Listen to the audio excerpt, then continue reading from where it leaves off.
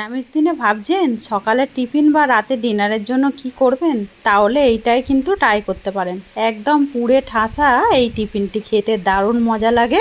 নমস্কার বন্ধুরা, কাজল ভিলেজ কিচেনে সকলকে স্বাগত জানাই। রোজকার মতো আজও রান্নাঘরে চলে এলাম। আজকের রেসিপি প্রথম থেকে লাস্ট পর্যন্ত দেখতে থাকুন, আশা করছি ভীষণ ভালো লাগবে। তো চলুন তাহলে শুরু করা যাক। টিফিনের জন্য এখানে নিয়ে নিয়েছি আমি বেশ কিছুটা ময়দা। তোমরা চাইলে এখানে আটা ময়দা নিতে পারো, অথবা যে কোনো এক রকমের দিয়েও এই টিফিনটা করে নিতে পারো। দিয়ে দেবো স্বাদ মতো লবণ বা মাপ মতো লবণ, আর দিয়ে দেবো এখানে একটু সুন্দর টেস্টের জন্য আমি আগে থেকে একটু চিনি গুঁড়িয়ে রেখেছি, দিয়ে দেবো চিনি গুঁড়ো। এবারে দেবো আমি এখানে ভরে ভরে 2 চামচ সাদা তেল। খুব বেশি দেবার দরকার নেই, এটা সুন্দর একটা ময়মের জন্য দিয়ে দেবো 2 চামচ সাদা তেল। এবারে সমস্ত উপকরণগুলোকে খুব ভালো করে ময়দার সঙ্গে মিশিয়ে নিতে হবে। সমস্ত উপকরণগুলোকে খুব ভালো করে আমি ময়দার সঙ্গে এইভাবে মিশিয়ে নিয়েছি। তো দেখতেই পাচ্ছ এইভাবে সুন্দর করে মিশিয়ে নিতে হবে। এবারে এর মধ্যে অল্প অল্প করে জল দেব। আমি একটু উষ্ণ গরম জল নিয়েছি। এইভাবে জল দিয়ে সুন্দর করে একটা ডো রেডি করে নেব। এখানে দেখতেই পাচ্ছ খুব ভালো করে ময়দাটাকে এইভাবে মেখে নিয়েছি। এবারে এটাকে ঢাকা দিয়ে আমি এখন রেখে দেব রেস্টে। অপরদিকে একটা কড়া গরম হতে বসিয়ে দিয়েছি। কড়ার মধ্যে দিয়ে দেব সাদা তেল 2 চামচ। তেলটা যখন গরম হয়ে যাবে এর মধ্যে দিয়ে দেব গোটা জিরে ফোড়নের জন্য। এখানে জিরেটা যখন একটু রং এসে যাবে তখন দিয়ে দেবো আমি এর মধ্যে, এখানে নিয়েছি আদা গ্রেট করে নিয়েছি, দিয়ে দেবো আদা। এতে করে টেস্টটা কিন্তু দারুণ আসবে। আর দিয়ে দেবো এর মধ্যে একটা কাঁচা লঙ্কা কুচিয়ে নেওয়া। এখানে 1 মিনিট মতো সমস্ত উপকরণগুলোকে বেশ ভেজে নিয়েছি। আর বেশি ভাজার দরকার নেই। এখানে 2টো আলুকে আমি আগে থেকে সিদ্ধ করে রেখেছি। দেখতেই পাচ্ছ এখন অবধি কিন্তু ভাব উঠছে। সমস্ত আলুটাকেই আমি এর মধ্যে দিয়ে দেবো। একটুখানি জাস্ট ভেঙে নিয়েছি। আলুটাকে তেলের সঙ্গে একটু আগে মিশিয়ে নেব। এরপরে এর মধ্যে একে একে উপকরণ কিছু দিয়ে দেবো সুন্দর একটা রঙের জন্য সামান্য একটু হলুদ গুঁড়ো। এগুলো চাইলে তোমরা কিন্তু আগেও দিয়ে দিতে পারতে। এর মধ্যে আমি আর কোনো রকম মশলা দেবো না, সামান্য একটু হলুদ গুঁড়োই দেবো। তারপরে আমি বলে দেবো এর মধ্যে কি দেব। খুব ভালো করে হলুদটাকে দিয়েও আমি আলুর সঙ্গে মিশিয়ে নিলাম। এবারে এর মধ্যে দিয়ে দেবো আমি বেশ কিছুটা চিলি ফ্লেক্স। এটা যখন মুখে পড়বে খেতে কিন্তু ভীষণই দারুণ লাগবে। তো তোমরা চাইলে কিন্তু একটা শুকনো লঙ্কাকে শুকনো কলায় ভেজে নিয়েও ওইটাকেও একটু গুঁড়িয়ে নেবে, হাত দিয়ে হয়ে যাবে। এবারে দেবো স্বাদ মতো লবণ বা মাপ মতো লবণ। লবণ আর ঝালটা কিন্তু তোমরা তোমাদের পছন্দ মতোই এর মধ্যে ব্যবহার করবে। এবারে দিয়ে দেবো আমি এখানে জিরে ধনে, এখানে ভালো করে শুকনো খোলায় ভেজে নিয়েছিলাম, তেজপাতা, এটা শুকনো খোলায় ভেজে নেওয়া মশলাটাও দিয়ে দেবো। হাতের সামনে না থাকলে এখানে জিরে ধনে গুঁড়ো দিয়ে দিতে পারো। এবারে দেবো বেশ কিছুটা ধনে পাতা।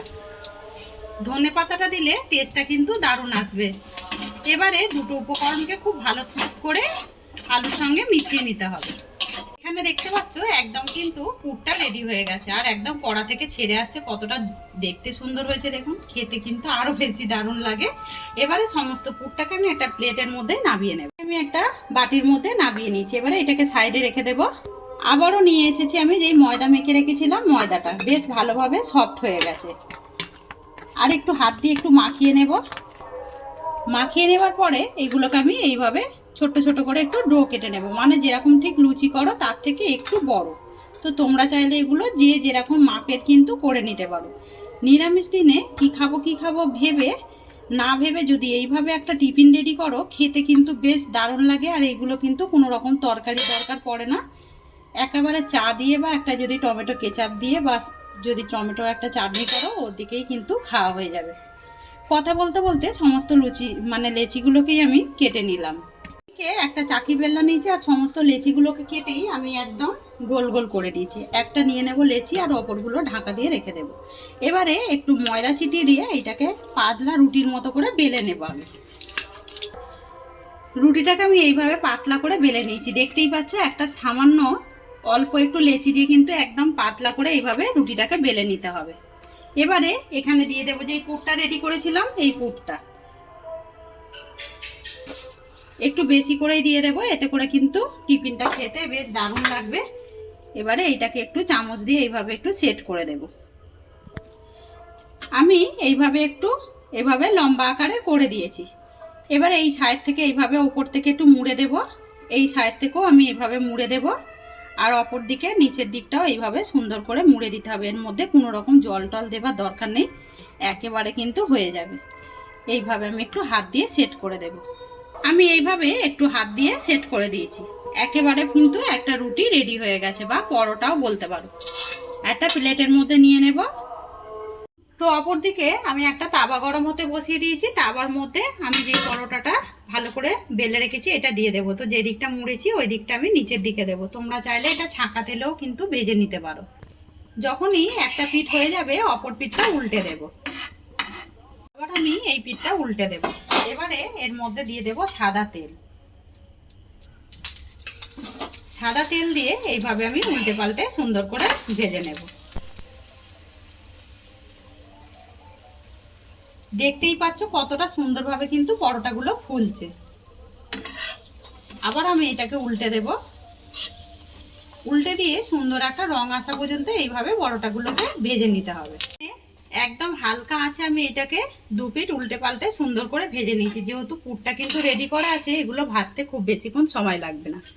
এবারে গরম গরম প্লেটের মধ্যে এইভাবে যদি একটু টমেটো কেচাপ বা সস বা একটু চায়ের সঙ্গে খাওয়া যায়, ভীষণই ভালো লাগবে।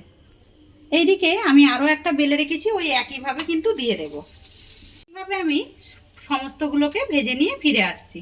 আর দেখতেই পাচ্ছ সমস্ত আমি আলুর টিফিনগুলোকে এখানে রেডি করে নিয়েছি, সঙ্গে নিয়েছি টমেটো চাটনি।